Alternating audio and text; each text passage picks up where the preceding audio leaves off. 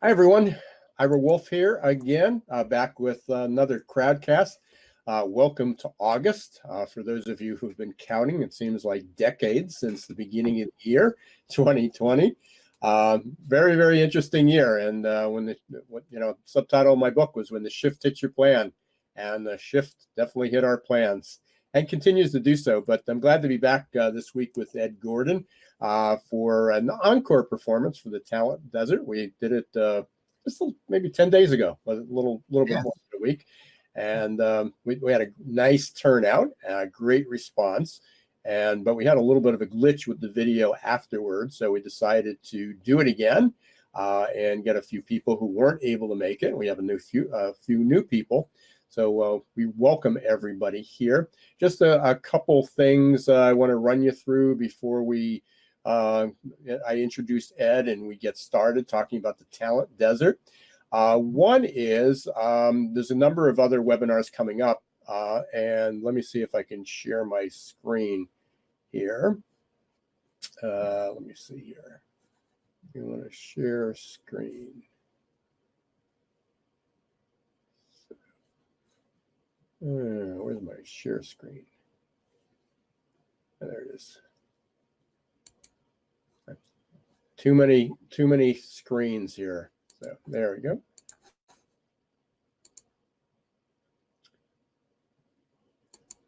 Okay. So again, my company, Success Performance Solutions. We help companies recruit faster, hire smarter.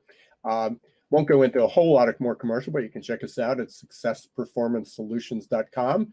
And I believe everybody who's on the Crowdcast is probably automatically registered for Googleization Nation. That's our community. We've got over 1,200 people in it. Fast growing. We were getting a few a day, and now we're actually getting almost 100, 200 a week. So we're fast growing there, and you'll get updates about this in some upcoming webinars.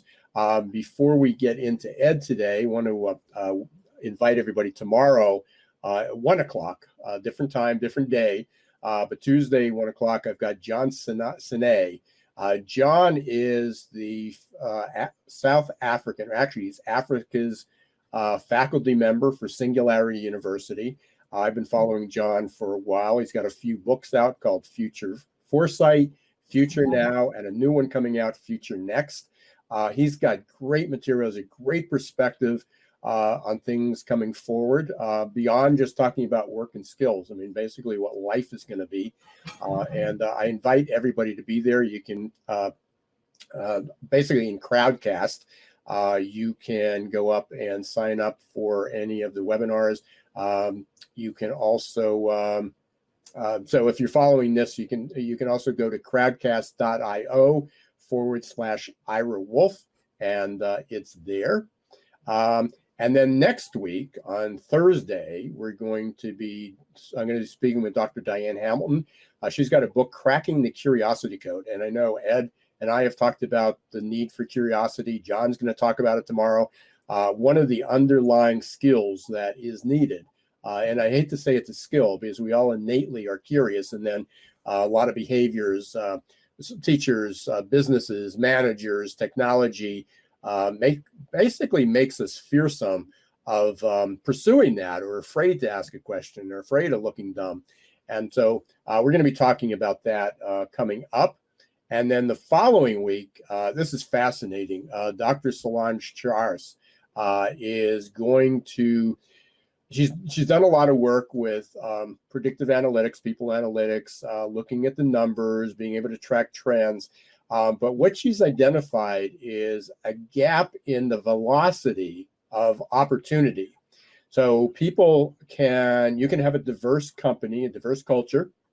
You have representatives from all different groups, whether it's ethnic or sexual preference or gender, male, female, race. You meet all those qualifications, and people could feel good, but do they get the same opportunity to advance? And her algorithm has identified that's not true, that not everyone has equal opportunity to move up. And even though you think you're doing the best you can, there are some discrepancies, and that's what she's going to be talking about. And then we're going to follow up the fourth and final, I won't say last because we hope to get Ed back again, but the fourth and final of this series about the future of employability. We're going to be talking about rebuilding the workforce knowledge, and that's on the last Thursday. So we took a little break this week. We're doing on a Monday and Tuesday, but then for the rest of the month and following that, I've already lining up some for September, and we're going to continue this series. We've had a great response and a lot of activity. So just want to make sure that you're aware of that, and you can get to any of these by through the portal that you're on now, or actually if you click on the one for tomorrow, you'll notice on the bottom right below the screen, there's a register for future employee work and leadership. You click on that, it'll take you right to the John Sine's webinar, and you'll be able to sign up for that as well. Even if you can't make it, sign up, because you'll have then immediate access to the replay, assuming we don't have a glitch again. That's the first time it's ever happened, and hopefully it won't happen again. So let's go back and let me switch gears here. And we're going to pull up Ed's slides. And just a few other housekeeping bits. On the bottom of the screen, actually, if everybody enters into the chat where you're from, again, we only have a few people today, but you can enter it there. If you have a question, I should be able to monitor those. We got to, again, because this is the encore, and a lot of people are watching the other replays and so forth. You can enter the questions right into the chat. I'll try to follow up, or you can put them in the Ask a Question tab, which is right here. You simply click on that, put a question, and we'll monitor it there. So either in the chat or in the question box. So hi, Seth. Appreciate you joining. And who else? Jim. Appreciate you joining as well. If you, again, share your comments, got questions, need us to slow down, speed it up, don't understand something, let us know. And so before we get to Ed, let me just kind of do a brief intro of Ed for those who don't know him. Ed is founder and president of Imperial Consulting Corporation in Chicago. He's consulted with leaders in business, education, government, and nonprofits for 50 years. So he's got a couple years on me, not chronologically, just in this business. Gordon is, Ed, I will say that, is the co-author of 19 books. Got a big jump start on that. Recent book, Future Jobs, Solving the Employment and Skills Crisis, which is what we're talking about today, is the culmination of his work as a visionary who applies a multidisciplinary approach to today's complex workforce needs and economic development issues. It won a 2015 Independent Publishers Award, and there's an updated paperback version that came out in 2018. So, Ed, I want to welcome you back to another webinar, another Crowdcast. We're talking about the workforce ahead, part 3, and this is the talent desert. So let's jump in, and I've got a question to start this. And I think right before you went on, you said you had a little bit of good news, so I think that'll lead into this. But how has COVID-19 changed the demand for skilled labor? Because I guess our gut would say, and if you read the news or hear the headlines, even if you don't want to, is that we continue to have a lot of people laid off. Numbers, depending on who's counting, goes from 25 million to 50 plus million. Our unemployment claims have been over 1 million for like 13 or 14 weeks consecutively, and doesn't see that they're subsiding, and that's before the airlines and everybody else lays off again and more retail. And hopefully, well, I don't want to say hopefully we don't shut down again. If we need to shut down again, we shut down, but people take their precautions. But there's this gut feeling that there's just tons of talent knocking on your door. Problems went away, lots of skilled people out there. I'm not seeing it, and my clients aren't seeing that for sure. What are you seeing? What's your take? Well, let's go to ground zero. The good news. Right now, there are 30 human trials of vaccine underway around the world. Some of them have been successfully done on monkeys and are moving now to human beings. I mentioned this because until this plague is over, and I want to call it the plague, because maybe that stirs visions in people's minds of how serious this is. Until we have a vaccine, the economic situation will be difficult. But the good news is we have many opportunities now to see a vaccine by the end of this year or the beginning of next year. There is light now at the end of the tunnel. I've read the headlines as you have of economic collapse, how in the last quarter we had about a 9.5 to 10% decline in the GDP. It's very uneven. Mm-hmm. In Illinois, 142,000 people were hired last month. Now, there are still hundreds of thousands of fewer jobs in the state of Illinois, but people are being hired. So it's not a completely, it's a very uneven shutdown. And there is a need for skilled talent. The Independent Small Business Foundation reported anywhere from 5 to 7 million people agreeing with the federal government that there are significant shortages of skilled people across the U.S. There's vacant jobs, a lot of vacant jobs. The difficulty is these are skilled jobs. They could be a plumber, they could be a lab technician, they could be a nurse, they could be someone in complex sales. So the pandemic is accelerating the need for more skilled workers, not decelerating it. You see that particularly in healthcare. You keep reading about how the test results are too slow. One of the problems, there are several problems. Some of the materials needed for the tests, and some of it is that the lab, the technicians are working long hours, they're burning out. We don't have enough lab techs. The reason for that, math and science training, people not going into that particular career area as a profession. So there is a demand, it's uneven, and that of course will accelerate.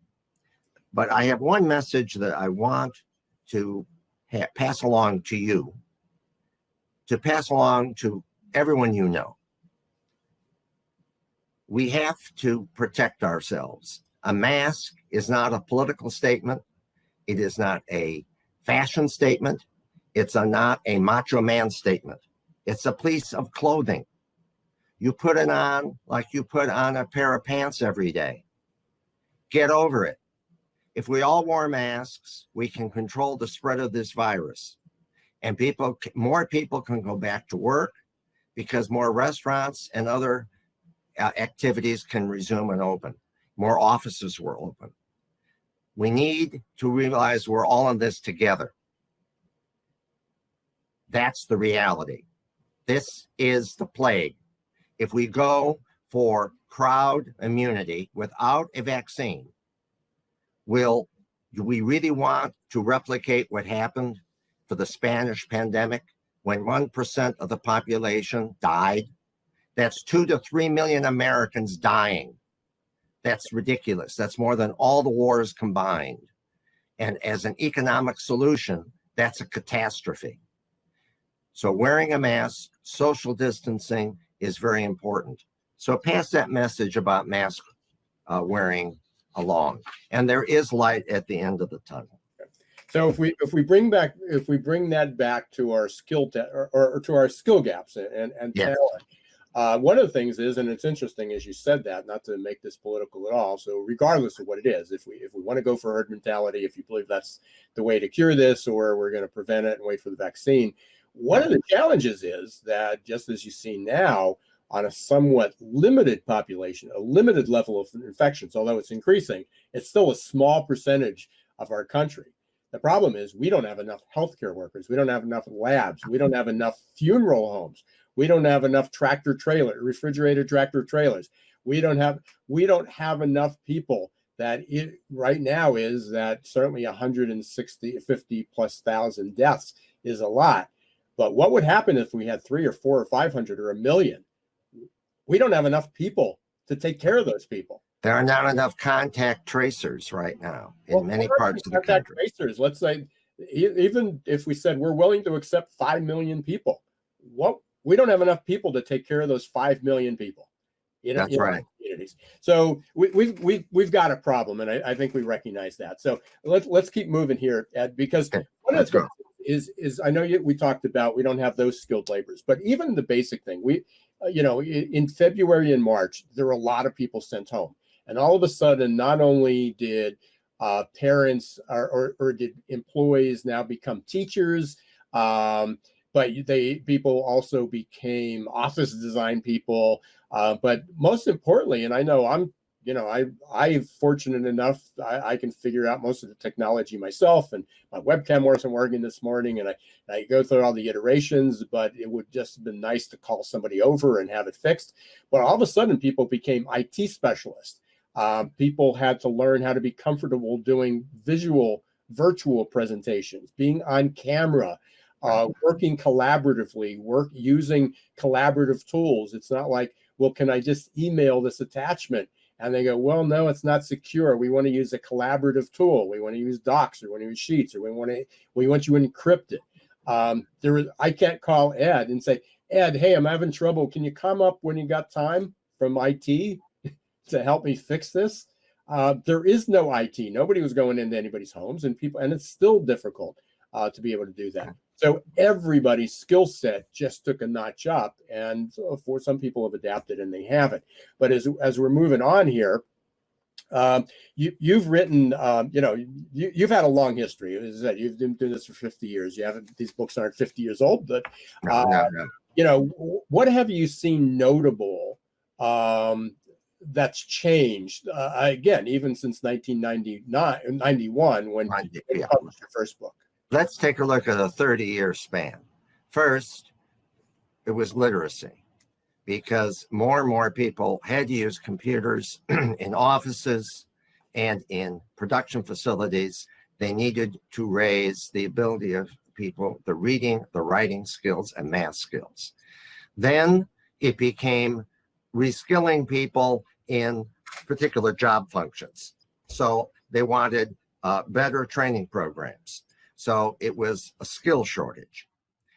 Then as we approached the 2010 goalpost, we realized that you were going to have a huge number of baby boomers starting to leave employment. And how were you going to replace that when there were fewer younger people entering? Then in 2009, I expanded this to look at a worldwide global talent shortage, and that has continued, all right? Next slide. So then now we look at future jobs, and future jobs was really the result of study that I had been doing with my clients since the year 2000, looking at regional public-private collaborative partnerships where a independent source, an intermediary, was created between the businesses, nonprofits, school systems, workforce boards, economic development commissions to better deliver talent regionally. How was that going to be done? So I looked at the future of jobs going out to 2020 and the acceleration of retirements and the way in which some communities, at least, have attempted to rebuild the education to employment pipeline to prepare more young people for the jobs that needed to be filled, as well as the retraining of the current workers so that we would have fewer vacant jobs. Okay, so now before the pandemic, we had very, very low unemployment. Moving on again, what we also saw, the next slide, is the labor participation rate falling. It went up a little bit in 18 and 19, but we had a large number particularly of white males between 25 and 45 who just quit work. A lot of that was due to the fact that they didn't have the right skills and they couldn't get training. So January 2020, that was our best estimate here at Imperial. We're an independent research firm working with different groups and their workforce needs. And we saw 10.5 million people that the jobs were vacant, and that number had been growing up. So let's break that down a little bit, what that means. All right. Right now, you have around 100 million people that are out of the workforce, meaning they're no longer counted. Some of those are retired people, but about 33 million are trainable workers, meaning they've learned how to learn and they are unemployed. They've been unemployed for many of them for quite some time, mainly because no one will train them into a new job. Even though they're willing to be trained, they're anxious to learn. Then you have the 17 million officially unemployed people, which gives you a trainable workforce of about 50 million people. That's a more realistic look at the unemployment rate. That explains some of the rage on the streets, not all of it, some of the frustration and anger, the very crazy election season we're going through right now. And there are a lot of people there who are employable and could work for your company now if you have vacant jobs, and will be available once the pandemic ends. So let's move on. Let's take a look. Yes. Can I stop you just for a second? Sure. Can you define trainable? I mean, people who have high enough levels of reading and math, writing skills, and they've learned how to learn. So when they go into a training program, whether it's an e-learning program, a classroom learning program, OJT, they understand what you're teaching them, accept the information, and it becomes part of their knowledge base. Yeah, and that's interesting. And that's what I wanted to find out what your definition was, that because the National Skills Coalition, the National Skills Coalition, Yes. released the report. It came out right before the pandemic, I believe in January, maybe early February. And now it was last year's data, but they identified that 33% of, I believe it was 33, it might have been 36% of manufacturing workers were basically digitally illiterate. Correct. And I'm going beyond that in my definition here. I mean, that's one factor, but if you don't read well to begin with, you're going to also be digitally illiterate. All right. And if you're inarticulate and can't work on a team, if you can't do math, if you can't write a report on your computer, you got problems. All right. Right. But these people don't. These people, and these are all range. These are people in their coming right out of school all the way up to people who are semi-retired and still want to do some work. Right. And that number, by the way, was 38% for healthcare workers are not digitally literate. Okay. So, I mean, and obviously we need them to be both those industries. I mean, those are highly dependent industries. So let's keep moving here. So we have a current, I mean, basically, when I talk about, in my world, when we talk about recruitment, we're talking about a delivery system. We're talking about an ATS. We're talking about ways to screen people and get people to attract and identify the people that are out there. You're going back even one step further on a talent delivery system on how do we even get people into that workforce so that they're able to apply to that. So, how does it currently working? Okay. This system that you're looking at is what we went through, all of us. And we began establishing this over 100 years ago when we set up K through 12, publicly funded, tax supported, with truancy laws. Everyone was going to go to elementary and secondary school.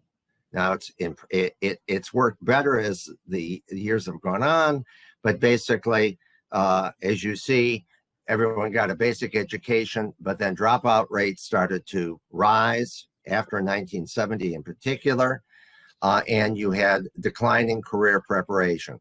What we would have called vocational education went into decline. Then there was a filter. The best and the brightest went to college.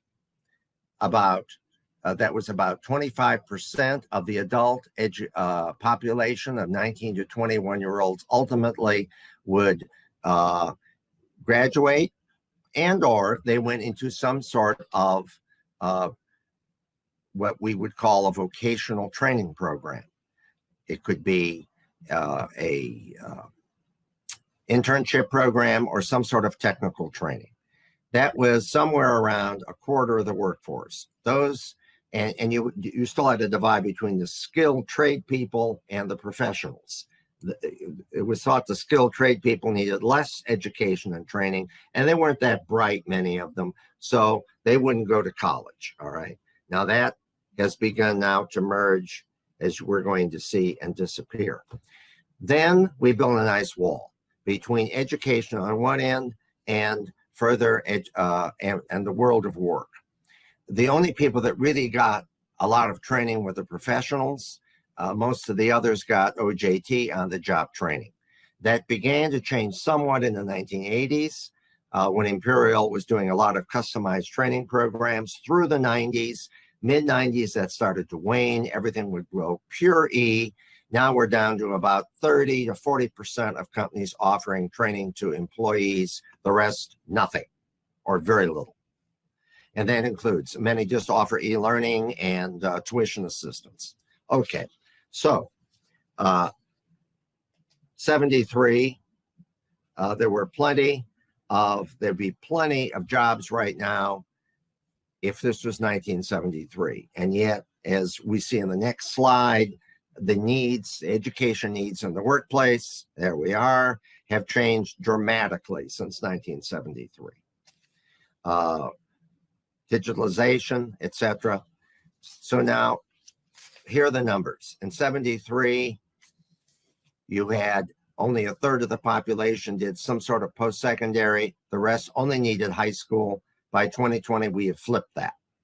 By 2022, it's going to even require a higher number with some sort of post-secondary. I'm not saying four-year college degree. That is a portion of that 75%, but a larger piece of that 75% by 2022 will be certificates, two-year degrees, and or apprenticeship education. So moving on. Okay, well, we already had that slide, so let's move on. Or let's see, no. Okay, so in 73, that's what you needed. You had only 27% of the workforce graduating at that level, and today it's 35%. That is inadequate. We need more right now, like 66%. Look at these national assessment reading scores for 12th, 8th, and 4th grade levels. They have been basically flat for the last 30 years almost.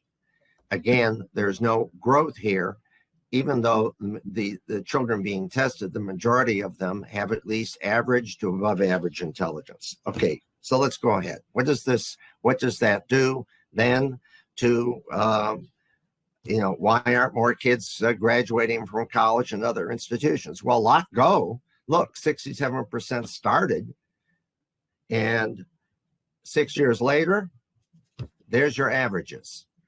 You have 33% get something. Huge numbers are in remediation. Now, I taught at DePaul, Loyola, Northwestern universities over the last 20 years. Those universities are not designed as remedial institutions. And yet larger and larger numbers of students must enroll in these remedial programs before they can take any college programs. And some of them, the numbers are astronomical. So people ask me, how do you become an innovator? The CEO asked me, he said, all that learning theory crap, reduce it to one page so I can understand it. Well, there's the page, guys. K-12, information, memorization, learning how to learn. That is critical. Post-secondary, you gain insight, you begin to understand what you have you memorized, and you reach understanding. And then finally, in your career, you hope that creates wisdom. And hopefully, the older you are, the more wisdom you have. We hope. Hopefully. Yes, ideas, applied thinking, innovation. Innovation does not come from software or hardware. It comes from here. We have to apply intelligence to use these tools. By themselves, they're a bunch of junk. And that's where productivity has not done well lately, simply because, take a look at that number. That's a very startling number, isn't it? But a large number of our population graduate from high school reading at the 8th grade level or below. So why do we have such problems with productivity if we all have all this advanced technology? One of the problems is we need better educated adults. We now have a very undereducated workforce. Take a look at the next slide. If we move on, there we go. A little more, that's it. So about 35% of the workforce are in great shape.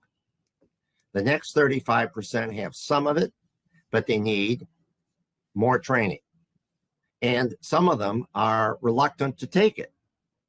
And the bottom 30%, the techno peasants, had a terrible education experience, basically are afraid to learn and reject learning. They are looking for basic employment that pays a very high wage, and many of them have very spotty work records. What we need to do is move the walking casualties up to what you want, the job ready. To do that, we have to improve our systems. So here are some of the shortages we can anticipate by 2024. All jobs, 14 to 25 million shortfall, which is a startling number when you look at it. Remember, 50 million baby boomers will leave the workforce this decade. A third of them are what we'll call job ready. Nurses, we're going to be short probably 1 million nurses by 2022. Doctors, look at the spread here. Look at the skilled trades. You know, my dad was a carpenter. He did that for 50 years, a carpenter contractor. He wanted to be a coach. He was in school. He had to leave because of the Depression. But he loved being a carpenter. He was very skilled. And he always said it amazed him how much more complex being a carpenter was when he retired after 50 years than when he started. Manufacturing, the same. Manufacturing, we manufacture more product of greater value with a smaller workforce. We have huge numbers of manufacturing jobs at the high end that are now vacant. Let's move on. And I just want to, I don't want people to overlook this, because again, if I'm sitting there and I'm looking at the news and I'm seeing 50 million people are unemployed, applying for unemployment claims. They're not all unemployed, but they're applying for unemployment claims. But you have 25 million people out of work. And then you say this, well, one to one. I mean, basically, this shouldn't be a problem anymore. And it's like, we got out of that mess for the time being. The problem is you can't take somebody who was a server, or you can't take someone who was working in retail, a retail clerk working for one of the department stores, like a Lord & Taylor, or Macy's, or one of these other ones that declared bankruptcy, and put them into the OR. You can't put them into the hospital. You can't put them into the trades. So we have this skill gap. Not just from the number of people. The other thing is, this is going to be somewhat exacerbated, because I'm sure we're going to see a big fallout, and in the pandemic. The good news is the pandemic will be over one way or the other, good or bad. It will end. But after that, we're going to have a lot of people burnt out. We're going to have a lot of people who were on the verge of retiring that probably will. We're cut back. We're going to need a new influx, because we still have a growing population. And as I said, just the base level of everybody's skill level, almost every job, because again, there's going to be some jobs, some people that are called back to work. But there's always going to be this bit of, either a hybrid work or exclusively work from home, that people are going to have a completely different set of skills that we've been anticipating. And they said, oh, by 2025, 2030, we'd have half the workforce would be teleworking. And then all of a sudden it's 2020, 5 years ahead of schedule, and everybody is. So again, the skill gaps aren't because we don't have enough people. And it doesn't even mean we don't have enough good intentioned people, but we just have a gap between people who have the skills that need to get by. And so I just want to bring that up, because if we look at straight numbers, and this has always been the case, is that you look at it and go, well, we have a lot of people who could be working. Yeah, they could, but for numerous reasons they can't. And now we've got this whole caregiver thing. We've got schooling, which people can't go back to work because they have to take care of their kids and their parents and their adults. And so there's a lot going on. So if you go to the next slide, let's just continue here. So you got a huge number of potential vacant jobs, and worldwide, no, just go back to, just hold that slide for just a second. Worldwide, it's 95 million people. Worldwide, 95 million vacant jobs worldwide. And with the current ideas on immigration, we now are going to cut ourselves off from skilled talent from around the world immigrating into the United States. And even if we encourage skilled talent to come to the United States, we can't attract enough people annually to fill all those jobs. So here now, there's the job shock 2010. You see how many high, mid, and then low skilled jobs. And you see that we had about 43 million people to fill them. The skill deficit, we imported people. Well, we're not going to be able to do that unless something changes. We built plants in other parts of the world. Guess what? Korea, Germany, France, Scotland, Taiwan, India, China, they're all short high-skilled people. So we have a problem now. And you have 83 million low-skilled Americans. So the results, you had 4 million vacant jobs, you had a huge productivity loss, and you have 22 million surplus workers. What are you going to do with them? Now let's move on. Let's look at the next slide. 2017. Well, the situation has just said we need more high-skilled people, a larger proportion. And right now, more of your companies are going to automate, which requires more better educated people. And the problem again is people, it's not the question that they're not educated at all or that they're illiterate. They're undereducated for the jobs, the good paying jobs that you have and or that people want. Now look at, you have a world skilled talent deficits. You have more boomers retiring, and you're still trying to automate in order to work your way around this. And you're finding out that productivity stinks because a lot of the workers can't use the new equipment, the new IT stuff that you are giving them. So now you have 9 million vacant jobs. That was 2017. And you have a $230 billion loss. And look at all those surplus workers who are basically have dropped out of the labor force. All right, move on. One more, I think. Nope, that was it. That was it. Okay. So there's the projections for 2022. If we don't do anything, meaning we basically say businesses aren't in business to educate their workforce. The current public and private educational system in my community is fine the way it is. The kids are doing great. Don't worry about it. And post-secondary ed, internships, apprenticeships, 2-year degrees, 4-year degree. We don't need to change any of that. Well, this is what we can expect by 2022. We're going to be hemorrhaging more high-skilled. We need more high-skilled people, as you can see. We just simply don't have them. And now you have more boomers retiring. You have a bigger global talent labor shortage. And now businesses are really going to hemorrhage. I'm now working on the figures for 2030. If this continues, we're going to be losing trillions of dollars off the GDP. I will be issuing the 2030 job pandemic report early next year. And you look at all those surplus workers. What are they doing? Why are they angry? Many of them want better jobs. So there's the bridge to the future. We call them retains. And if you use a retain and you improve the local education delivery system, what you can now train more workers who are trainable. You will have more skilled people coming out of high school and out of college who will be able to use the automation. You'll still have vacant jobs because, in all honesty, it takes time to set up these networks. Some of you have been in touch with me and said, in my community, we have a retain. It's called XYZ, a local brand name. We're trying to do this already.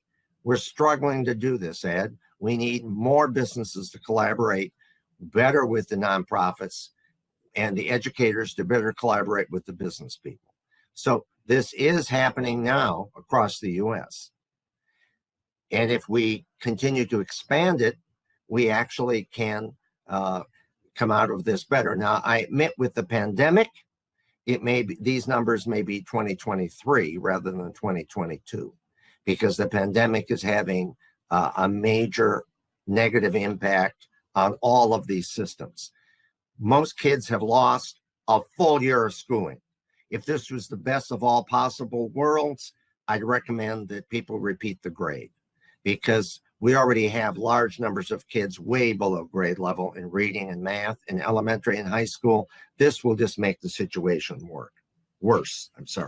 So moving on to considering the future, let me leave you with this message. This, with the next slide, please. There you go. You know, right now, how can this zombie apocalypse better prepare us for what I think is going to be even a much bigger crisis? Well, imagining the unimaginable is part of scenario planning process that companies need to undertake now. What I'm telling you, we've been talking about this skills job mismatch for the last 30 years. It's just been getting bigger and bigger. The zombie apocalypse is now waking us up to the failure of some of our human systems, whether it's healthcare, and now it's business, training, talent development, basic education, career education. We need to face this. A lot of companies say to me, Ed, we know all about this. We don't want to deal with it. We're not going to want to deal with it. It costs too much money. The stockholders don't want to hear about it. The educators say to me, well, we're struggling to get a third of these kids going to college successfully. You're telling me 2/3? You're nuts. The parents are saying, oh, well, you know, they shouldn't have too much homework. They got to go out there and play football, baseball, soccer. They got time on their video games.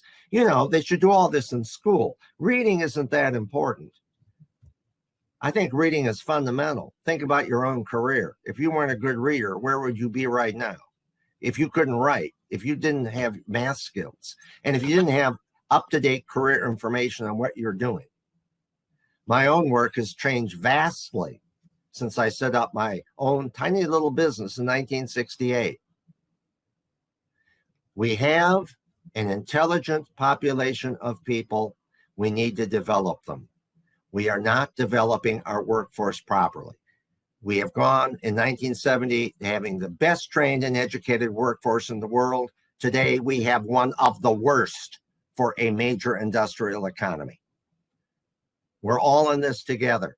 It's going to require us to rethink our vision, or we're going to suffer tremendous economic loss by the end of this decade. It can be done. It's being done now by regional talent innovation networks across the US. There are 1,000 of them. Some are more successful than others. And our next program at the end of the month, I'm going to talk about some of these retains, what they do, give you the information. You can call and talk to these people yourselves. It requires enlightened leadership, real local leadership to make these things happen. And we'll talk about that next week because I know it can be done. I talk to these people all the time, and I'm proud that, there are real remedies, systemic remedies. Ed, there's a million ideas I got in my head, a million conversations. Good. By the way, it's not next week, but it's February. I tell you where my head is. August 27th. So it's a couple weeks from now that we'll be back. But Jim had an interesting comment, and I'm going to try to use one of the technologies here that to bring him on. We can actually ask him to come on and ask this himself, because he made two comments. One was about most of the folks in hospitality and retail need skill upgrades. And then the other was there are structural issues that limit the nursing growth. So again, I think we both can agree. I think we'd all agree, and anybody listening would probably agree, that a lot of hospitality and retail workers need upgrades. But the structural issues, and I understand that, but a lot of people may be questioning it. I'd like to get a little bit more. So I'm going to try to invite Jim right up here with us. Good. And he can ask, and I'm going to kind of unfocus that. So Jim should get that invitation while we're doing that. Hopefully it'll work for him. Yep. There he is. Hey, Jim. Hey, Jim. Hi, Jim. Modern technology, huh? That's right. Ed and I are familiar with technology, right, Ed? Absolutely, Jim. So the structure, I can tell you some of the structural issues. So I've been in 3 different areas in this country doing workforce development, and I've been in umpteen nursing roundtables. How do we get more nurses? And the issue is that number one is the way that nurses can be taught in school has to be by a master's or a master's degree nurse. And the issue is that there's a big difference in what universities pay master's degree nurses and what they can earn in the hospital setting. It's huge, big difference, number one. Number two is the nurse has to do clinicals. And so every hospital is doing as many, quote, clinicals as they can. But the clinicals are what really limits what we can do in adding another 30 nurses to a program at a technical college or at a community college. There's not enough of that type of slots in the hospital because they have to be supervised in order to grow this whole nursing thing, the whole nursing environment. So until that gets changed, and that's in law apparently, that's what I see as it's a structural issue that I guess could be remedied if people could be, as Ed would say, innovating. How do we innovate our way through this? Because when I was in Central Illinois, the school there was producing 78 nurses a year, and the need in that area was only for about 10 nurses a year.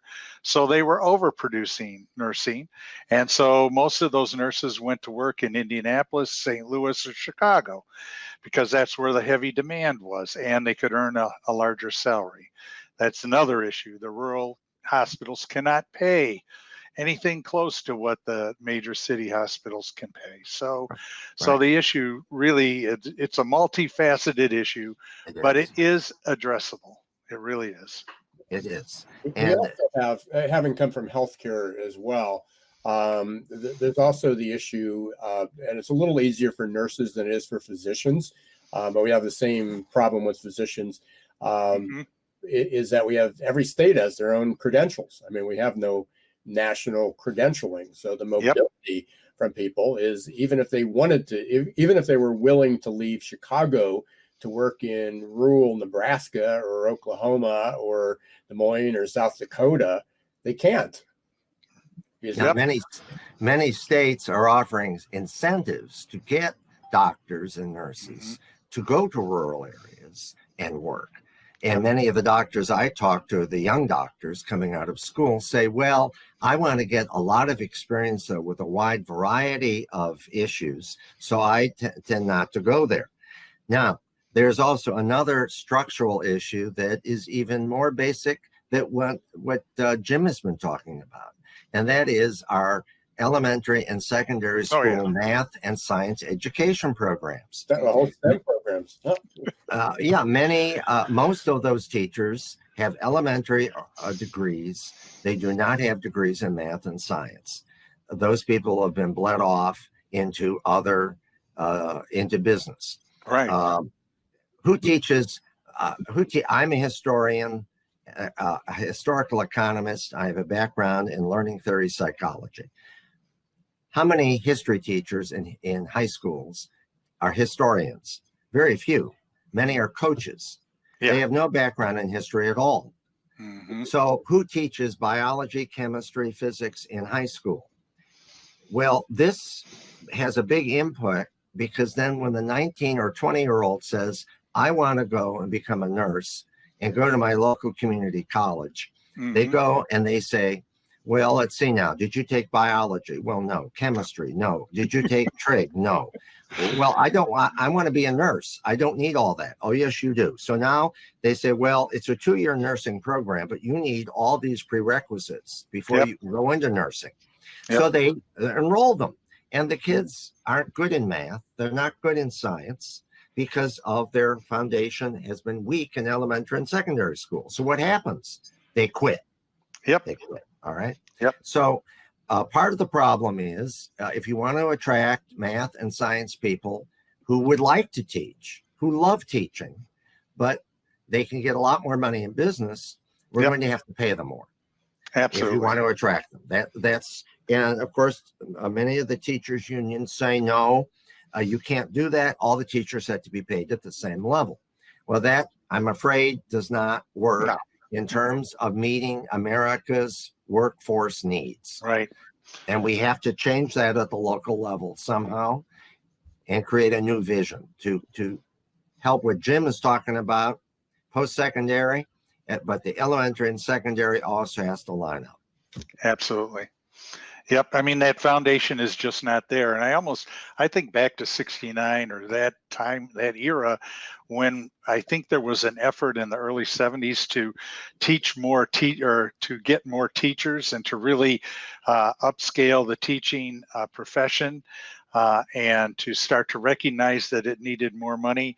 And, we're probably in the same boat at this point, because many teachers, I know when I was in retail myself, when I'm looking for salespeople, the teachers that dropped out of school are my best salespeople, because they were so fed up after only 2 years of teaching that they'd rather do something else, but they still are people kind of persons. So they were good salespeople. Yeah. It was called the National Defense Act. It started because of Sputnik. I was in grammar school.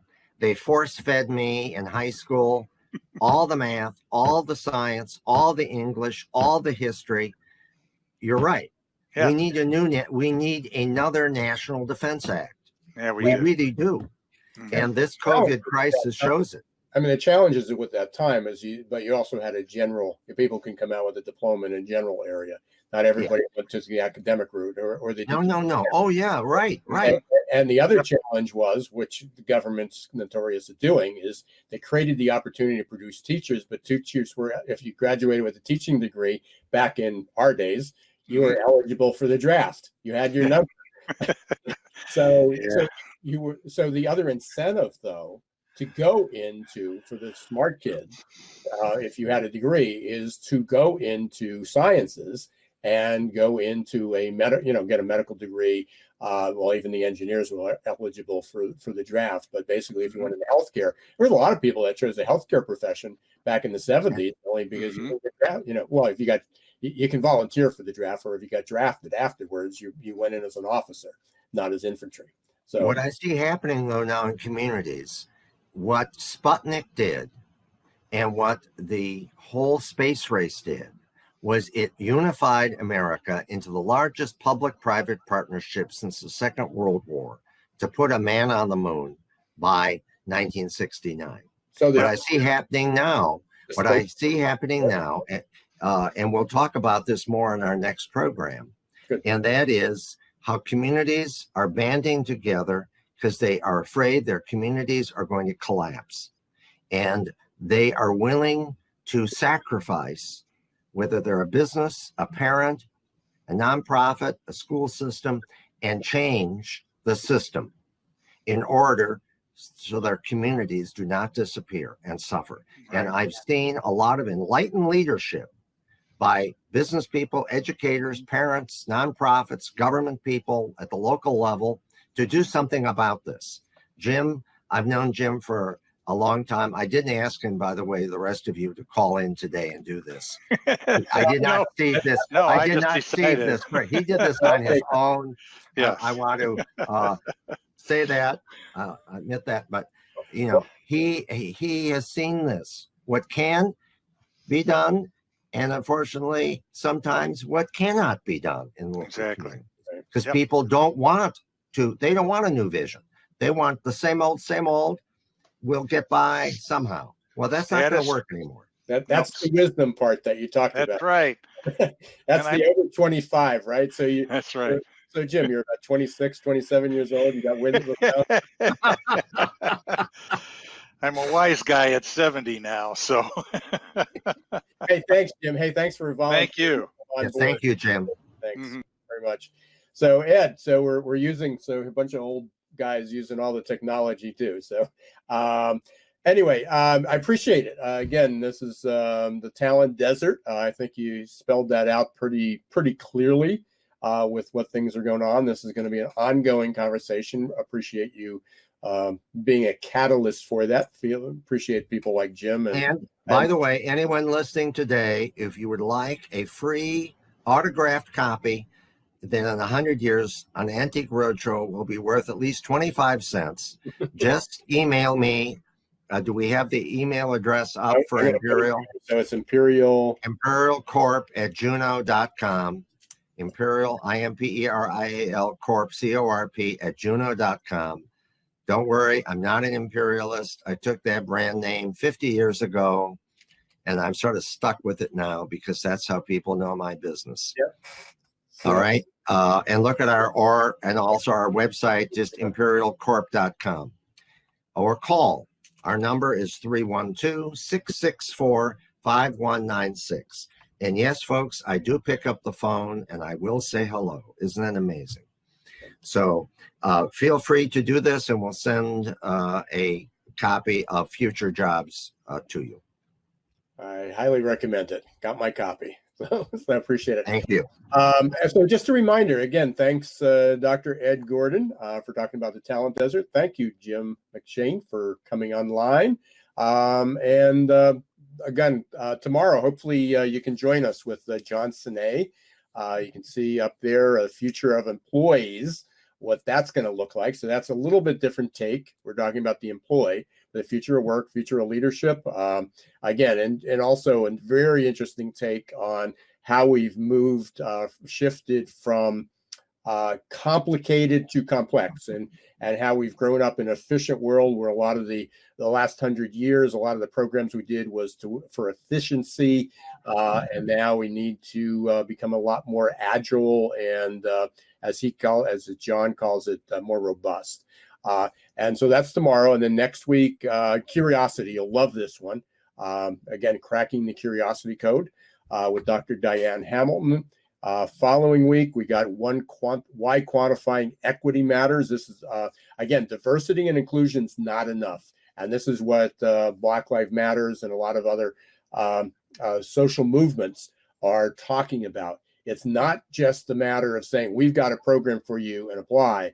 It's like, what's the opportunity to actually get in there? Or if I do have this opportunity to get in, going back to even schooling, even if you have children, students in a minority area, how do they may have the basics, but do they have the opportunity to get to school? Again, with tuitions, with transportation, a whole lot of issues. And again, we're not only dealing with the education there, but within companies, do people that are within the companies of different minority groups have, or reverse, could be that there's so much emphasis put on minorities that whites don't, or that the majorities don't have it. But does everyone have an equitable opportunity to advance, to utilize the benefits and what's available. So that's going to be very interesting. And then finally, we got Ed back. Again, future of employability, rebuilding the workforce knowledge. And we're going to get into nitty gritty, what we can do regionally and with retains to be able to do that. That's August 27th. All those are up. They're all free.